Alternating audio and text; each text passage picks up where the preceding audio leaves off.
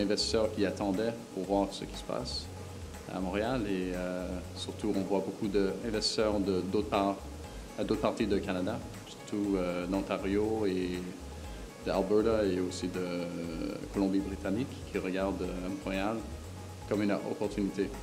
On suit un marché qui est en boom, ce qu'ils disent, depuis presque 5-7 ans, depuis la crise financière. Et même durant la crise financière, Montréal a été touché, mais pas comme les grandes villes américaines. Et surtout, ça restait plutôt stable. C'était une année où il y avait moins de croissance, mais pas une chute. Alors le boom continue et principalement c'est à cause des taux d'intérêt qui sont bas. Puis également l'intérêt du marché d'investissement de placer de plus en plus d'argent dans l'immobilier.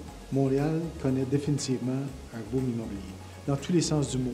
Beaucoup d'actions, dans beaucoup de secteurs différents. C'est pas polarisé, c'est pas dans un secteur. Il y en a partout, que ce soit du côté nord, que ce soit sur la rive sud, que ce soit centre-ville, que ce soit Griffintown, que ce soit Chabanel. Il y a plein de projets un peu partout. Il y a 34 000 immigrants, 34 000 nouvelles personnes qui arrivent à Montréal année après année, depuis 9 ans, je crois. Ce qui fait que ces gens-là, bon an, mal an, il faut les loger. Alors, dans toutes sortes de types d'habitations. Alors, il faut le faire convenablement.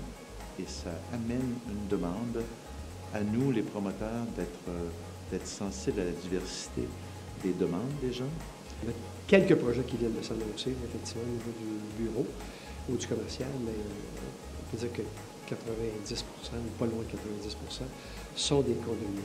Alors, est-ce que ça correspond à un besoin pour les investisseurs? Mais c'est sûr que le marché doit être là, parce que les gens n'investissent pas si le marché n'est pas nécessairement là. Donc, il y a un retour vers la ville. S'il y a une forte demande des locataires, c'est plus intéressant pour les investisseurs. Et à ce côté-là, encore à Montréal, c'est une bonne démographie. Il y a encore de la croissance de la population. Puis souvent, les gens se posent des questions, est-ce qu'on peut absorber la quantité de condos qui sont sur le marché?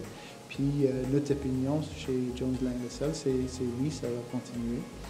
C'est un marché qui est quand même assez contrôlé. Alors, dans le secteur bureau, on a eu l'annonce tout récent d'un projet centre-ville, une nouvelle tour à bureau, et ça fait longtemps qu'on n'a pas eu cette annonce-là. Et donc, on ose croire que ce côté-là va amener un intérêt et un certain regain. On a vécu de longues périodes de consolidation où les compagnies se sont resserrées un peu, et on espère voir donc le parc commence à vieillir un peu. Donc, il y a des besoins au niveau d'économie énergétique, tout le côté lead et tout ça. Donc, c'est essentiel de pouvoir offrir cette nouvelle gamme de produits à l'intérieur du projet du parc à Montréal. Le boom, le problème qu'on a avec ça, c'est qu'il y a aussi un effet contraire. Il peut y avoir aussi ce qu'on appelle le bust. On peut arriver dans une situation où trop de construction fait à ça qu'on se retrouve dans un marché dans lequel il y a beaucoup de vacances. Heureusement, on n'a pas ça. On est toujours en équilibre. On voit qu'il y a le gouvernement met en place, et la Banque du Canada qui a annoncé une stabilité au niveau des taux d'intérêt. On voit le marché américain qui reprend un peu le galon au niveau de l'immobilier, au niveau de l'expansion, au niveau du manufacturier, tout ça. Donc, on croit que ça va rester prometteur pour tout le secteur en général.